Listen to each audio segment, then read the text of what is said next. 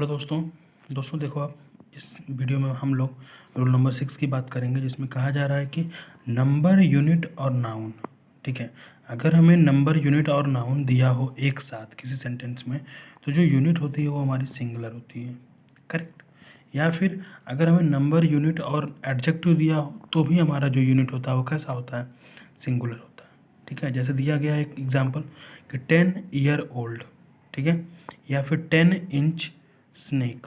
तो दोनों ही जो केसेस में हमारे जो यूनिट होंगे वो कैसे होंगे? सिंगुलर होंगे। करेक्ट। लेकिन तो ये तो पहला केस हो गया।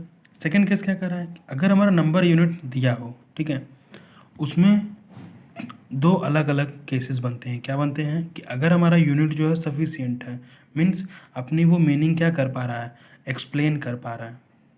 ठीक है, तो जो हमें उसका जो नाउन होगा वो प्लूरल फॉर्म में होगा। ठीक है, जैसे एग्जांपल देखा जाए तो यहाँ पे दिया गया है कि आई हैव 10 रुपीज़। ठीक, तो रुपीज़ एक्सप्लेन कर पा रहा है ना कि वो हमारा 10 रुपीज़, ठीक है। तो ये चीज़ हमें पता चल रही है कि हमारा अमाउंट है जो कि 10 रुपीज़ है। लेकिन एक और केस बनती है कि अगर हमें वो सफिशियंट ना हो, जो यूनिट हो वो सफिशियंट ना हो, मीन्स वो हमारा क्या हो, एक्सप्लेन ना कर पाए अपनी मीनिंग, तो हम लोग यूज़ करते हैं क्या? Singular noun. करेक्ट। एक एग्जांपल देखते हैं, देखो आप, आई हैव 10 डजन। ठीक है, तो अब 10 डजन में हमने कौन सा मतलब आर्टिकल लिया है? ठीक है, क्या लिया है इसका हमें कोई जो है अंदाज़ा नहीं है, तो हमने यहाँ पे क्या यूज़ करा? 10 डजन, डजन यूज़ करा, सिंगुलर नाउन। फिर दूसरा एग्जांपल देखेंगे, 10 millions had been found there. अब 10 मिलियंस पीपल की बात कर रहे हो आप, या फिर कोई आर्टिकल है उसके बारे में, तो कुछ नहीं बताया जा रहा, तो हम मिलियंस ना लिख के हम क्या लिखेंगे यहाँ पे? मिलियन लिखेंगे। यहाँ तक चीज़ें क्लियर हैं। अब आगे बढ़ते हैं। तो आगे देखो आप, जो थर्ड कॉन्सेप्ट ये है कि इनडेफिनिट मीन्स जो कि डिफाइन ना हो। तो कुछ ऐसे यूनिट भी दिए जाते हैं जो कि इनडेफिनिट होते हैं। ठीक है, अच्छा, इनमें जैसे देखो अब दिया गया है 100 of 1000s of students attend the class. ठीक है, तो इस केसेस में जब हमारा, ठीक है, हमारा जब नाउन क्या हो, इनडेफिनिट हो, तो हमें क्या यूज़ करना होगा? Unit, plural form. ठीक है, पहला इसका जो एक केस है कि यूनिट के साथ ऑफ यूज़ होगा। ठीक है, जो भी देखो अब यहाँ दिया गया है 100 ऑफ 1000s ऑफ, और वो प्लूरल फॉर्म में होंगे। और दूसरा कंडीशन ये भी है कि जो यूनिट होगी वो किस ऑर्डर में होगी? असेंडिंग ऑर्डर में।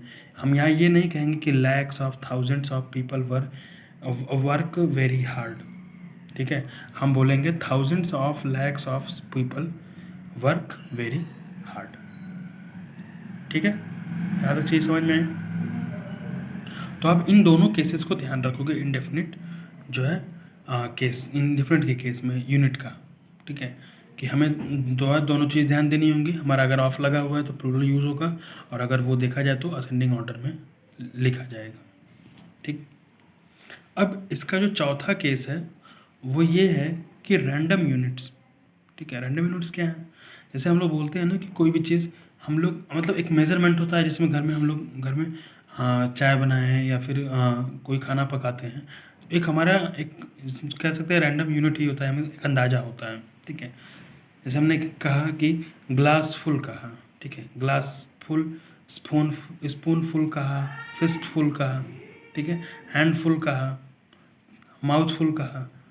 तो ये सारे कुछ हमारे यूनिट्स होते हैं। तो देखो आप यहाँ पे इनको सिंगुलर आप इस तरीके से यूज करोगे, जैसे यहाँ पे दिया गया है कि he has a fist full of acting awards. ठीक है, लेकिन अगर इनका हमें प्लूरल बनाना है तो कैसे बनेगा? तो देखो अब यहाँ दिया गया कि ग्लास फुल्स, या ग्लासेस फुल्स, या ग्लासेस फुल। तो देखो आप अब जब प्लूरल बनाओगे ना, तो आप फुल में क्या करोगे? एस ऐड कर दोगे। ठीक है, ये दोनों जो है अलग अलग फॉर्म्स गलत हैं। आप लिखो क्या कि she drank 2 whole glassfuls of organic juice.